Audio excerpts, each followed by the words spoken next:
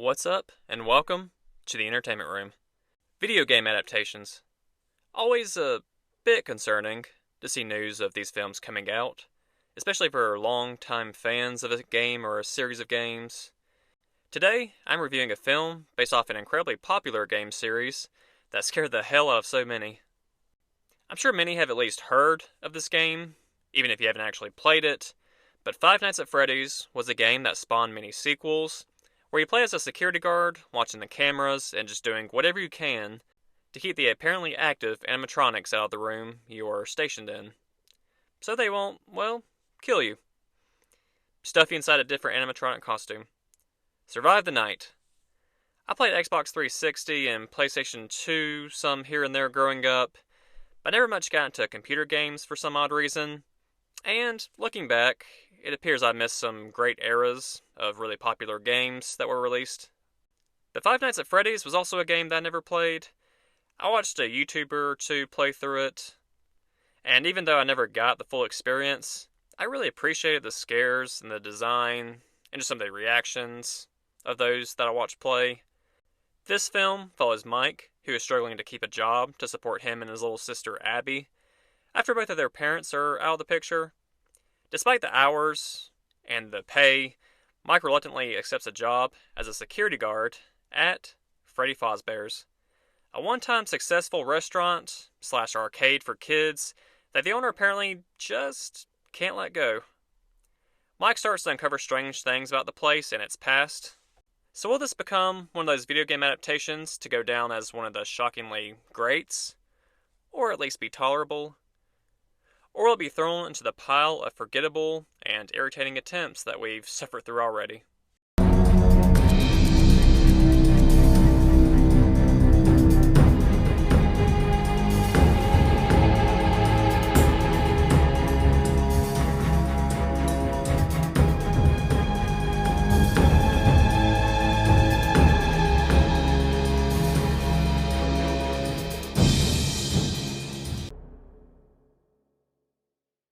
Video games are typically much better with scares than horror films.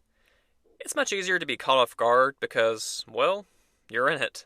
You have the controls, it's often POV, and you're so invested in figuring out what to do next, you will likely be surprised when something horrifying pops up right in front of you.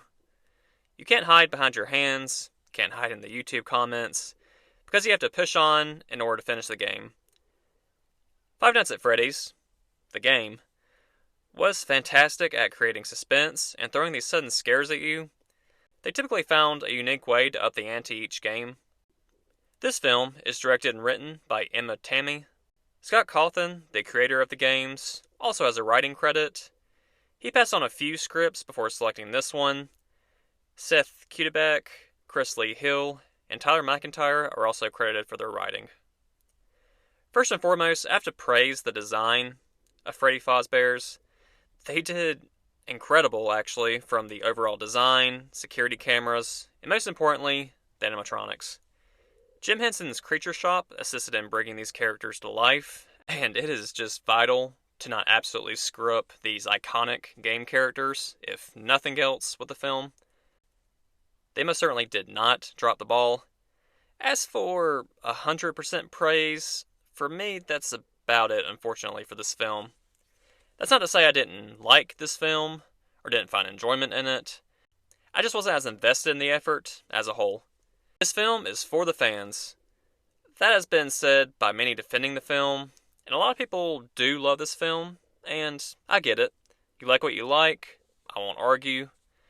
That's awesome if you got everything you wanted out of this experience. I won't pretend my nostalgia is the same as those who were from day one beating these games and just so invested in it, because it is different.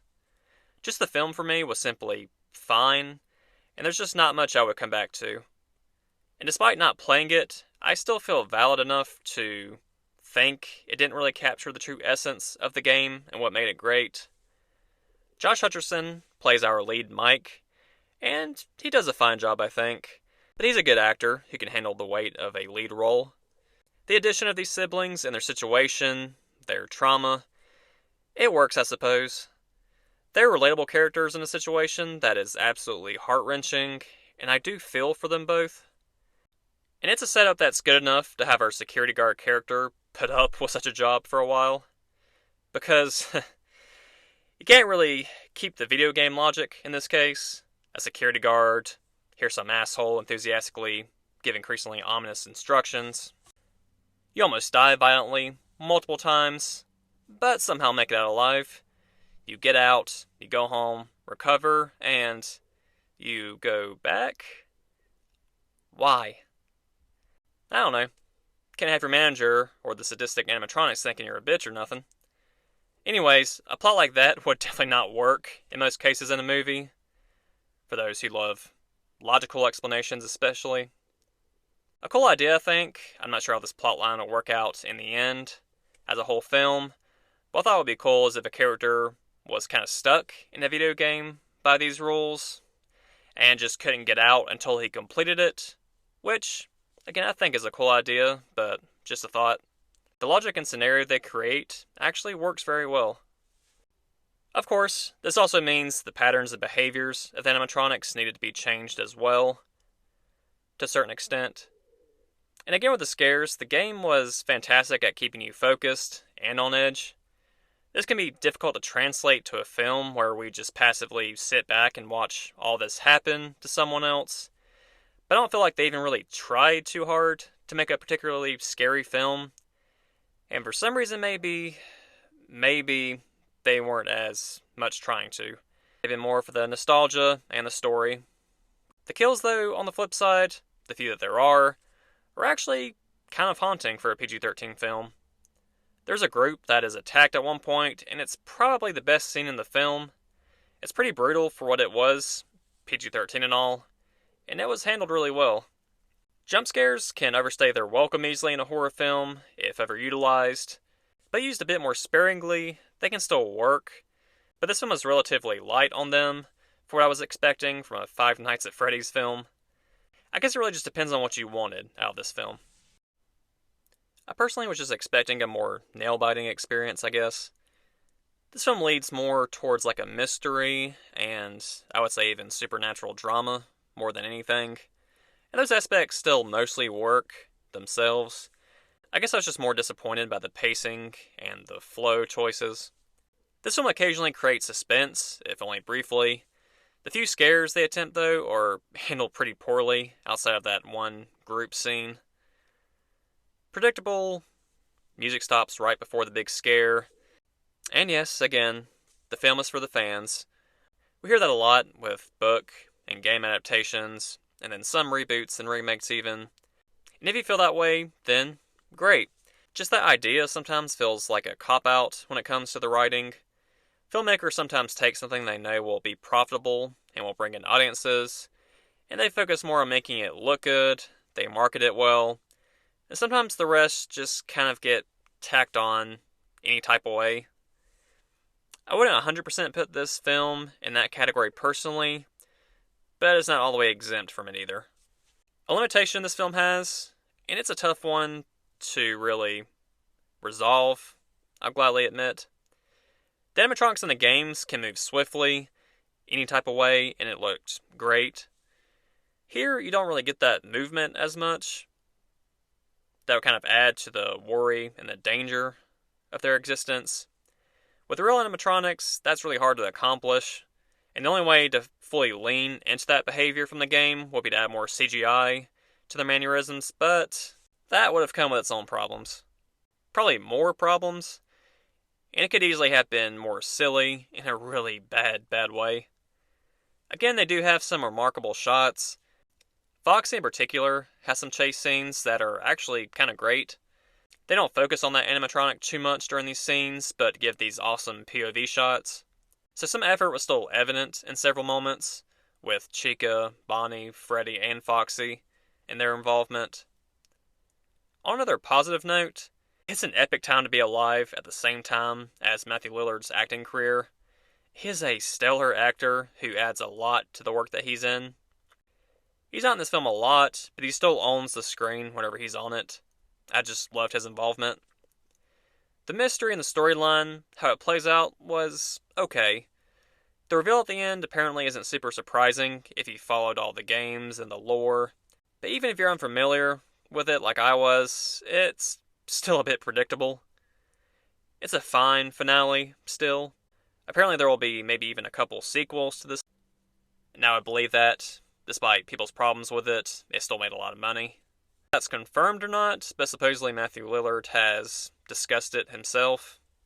So Five Nights at Freddy's is worth a watch, at least once, especially if you are a fan of the games and the story. I'm sure it's probable that you'll get more out of it than I did. For spoilers, I just wanted to bring up something I read. Chris Columbus was set to take control of the film alongside Scott Cawthon. Columbus having taken on some of the projects he's taken on, the first couple Harry Potter films, and even involvement in Home Alone. Not horror films, but I enjoyed a lot of his work, and I really wonder what his vision would have been for this world and these characters and the story, and why Scott actually passed on it. But oh well, it's his creation, and I'm still really happy he had the final say-so on which script to run with. So, on to spoilers. The whole subplot with Mike figuring out what happened with his missing brother Garrett was touching and heartbreaking, especially with the aftermath of his parents' failed relationship and his guilt. In general, with the lore behind the restaurant and killer William Afton / Steve Raglan. I'll try not to focus on it all too much, as I am, like I said, not familiar with all the lore and the background behind it. But one thing I don't really like, though, or that I'm at least conflicted about, was how the animatronics interacted with Abby at one point. Playing and building the fort. I don't know. I know there's ultimately ill intent behind the actions, but it still just kind of took me out of the film for a bit. I just found myself missing the more menacing, straightforward behaviors. I was hoping for at least a little more of the vibe of seeing them, pass in the background, spraying across the view of the cameras, eyes glowing from the shadows, and you do get a bit of that, but just barely. Again, your thoughts and opinions will come down to what you're wanting out of this adaptation. I guess I was wanting something darker, a more suspenseful cut, with still some of the humorous quirks of the animatronics' personalities. One of those little quirks, though, that I did enjoy, actually both moments that showed up, was Balloon Boy's little statue, just randomly scaring people just by simply popping up in unexpected places, particularly in the mid-credits scene with the cab driver. And then with Matthew Lillard once more, great performance. His reveal as the killer was, like I said, a bit predictable, but a fine finale still at the end. Another story element, I like the twist with the babysitter scoping out Mike's house to get dirt on him to bring back to the narcissistic aunt that's trying to get custody of Abby, for the money alone. Cop Vanessa, her character, she was effectively mysterious at first, with trying to figure out what her goals were and her intentions for checking up on Mike and the restaurant so much. A common complaint that honestly is warranted. She did wait way too long to tell Mike about what was happening and her connection to it. And she was even angry with Mike at one point for bringing Abby to one of his shifts, but still let her play with the animatronics and even encouraged Mike to keep working there, knowing what the end goal would be, to harm Abby. So her involvement in the end was a bit irritating and confusing as well. I'll give Five Nights at Freddy's a 5.7 out of 10. Disappointing, aside from a few nostalgic moments and decent story elements, and a couple cool scenes with the animatronics. I just feel most of the time it fails to capture the terror, as well as even the quirks and the subtle humor it should have. I do hope most fans are happy with it though, especially with the numerous delays that it faced. I'm happy that Five Nights at Freddy's adaptation exists, despite wanting a different vision. So anyway, that's all from me for now, and I'll see you next time on The Entertainment Room.